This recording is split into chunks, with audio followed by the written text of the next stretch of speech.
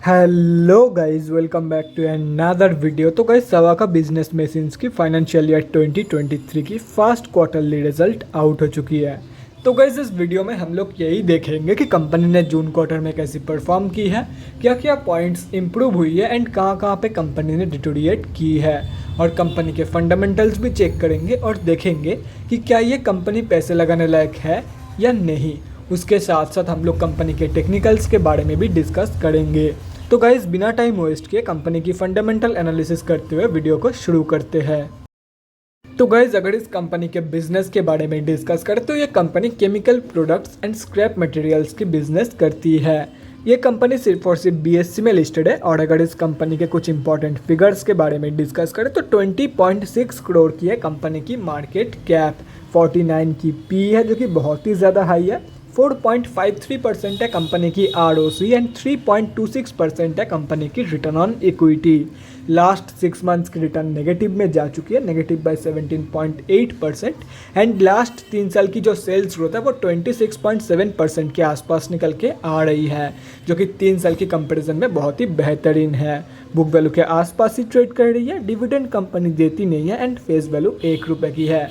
अभी अगर इस कंपनी की जून क्वार्टरली की रिजल्ट के बारे में डिस्कस करें तो गाइस जून 2022 की क्वार्टर की स्टैंड अलोन फाइनेंशियल रिजल्ट आप लोगों के सामने है। एंड यहाँ पे जितने भी सारे फिगर्स हैं वो सब लैक्स में दिया हुआ है।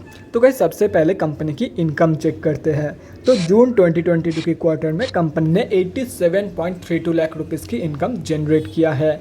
और अगर ये मार्च 2022 की क्वार्टर एंड जून 2021 की क्वार्टर से कंपेयर किया जाए तो मार्च 2022 के क्वार्टर में कंपनी ने अप्रॉक्सीमेटली 2.5 करोड़ के आसपास की इनकम जनरेट किया था एंड जून 2021 की क्वार्टर में अप्रॉक्सीमेटली 26 लाख रुपीज़ की इनकम कंपनी ने जनरेट किया था। तो ईयर ऑन ईयर बेसिस पे कंपनी की जो इनकम ग्रोथ है वो तो बहुत ही ज़बरदस्त है, लेकिन अगर क्वार्टर ऑन क्वार्टर बेसिस पे देखा जाए तो मार्च 2022 की क्वार्टर की कंपेरिजन में कंपनी ने हाफ से भी कम इनकम जनरेट किया है इन जून 2022 की क्वार्टर।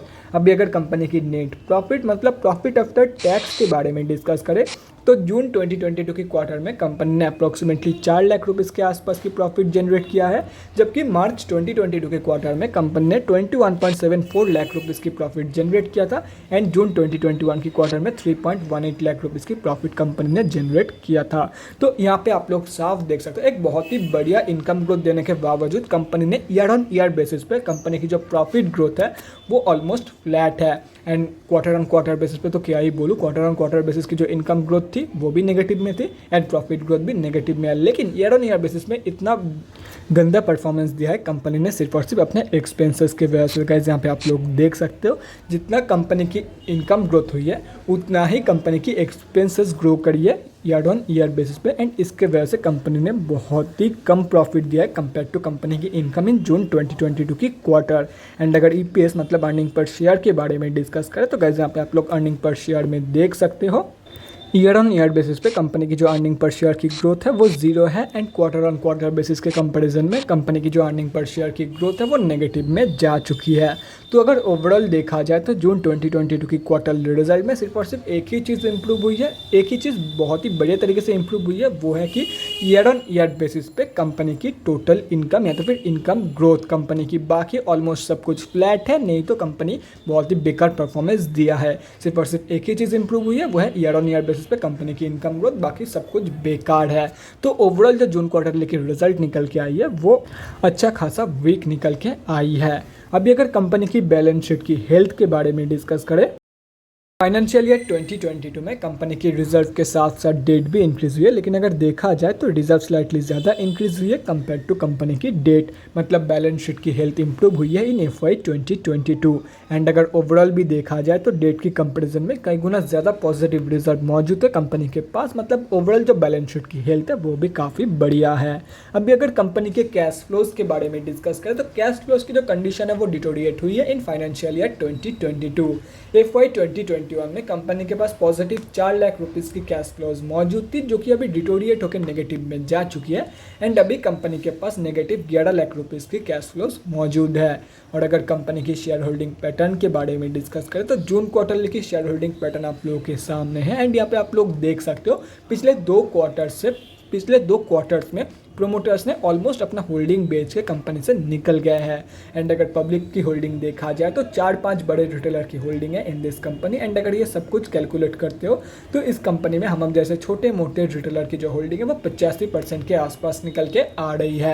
तो बस ऐसे में मैं आप लोग को बिल्कुल भी सजेस्ट नहीं करूँगा कि ऐसी कंपनी में आप लोग पैसा लगाओ, चाहे वो शॉर्ट टर्म के लिए हो, लॉन्ग टर्म के लिए हो या फिर स्विंग ट्रेड हो। एंड ये मैं इसीलिए बोल रहा हूँ क्योंकि ऐसे स्टॉक्स को बहुत ही आसानी से मैनिपुलेट किया जा सकता है। ऐसे स्टॉक की प्राइस को बहुत ही आसानी से मैनिपुलेट किया जा सकता है थोड़ा बहुत कैपिटल लेके। एंड ये जो ऑपरेटर्स होते हैं ये छोटे रिटेलर्स को ट्रैप करते हैं, मतलब हम जैसे छोटे मोटे रिटेलर्स को ट्रैप करते हैं यहाँ पे ऐसे स्टॉक्स में। तो इसीलिए मैं आप लोग को बिल्कुल भी सजेस्ट नहीं करूँगा कि आप लोग इस कंपनी में पैसा लगाओ। बाकी अगर कंपनी के ऊपर बहुत ही ज़्यादा ट्रस्ट है, बहुत ही ज़्यादा भरोसा है, एंड अगर कंपनी में आप लोग लॉन्ग टर्म के लिए एंट्री प्लान करना चाहते हो तो कहाँ पे आप लोग को एंट्री लेनी चाहिए वो भी मैं आप लोगों को शो कर देता हूँ।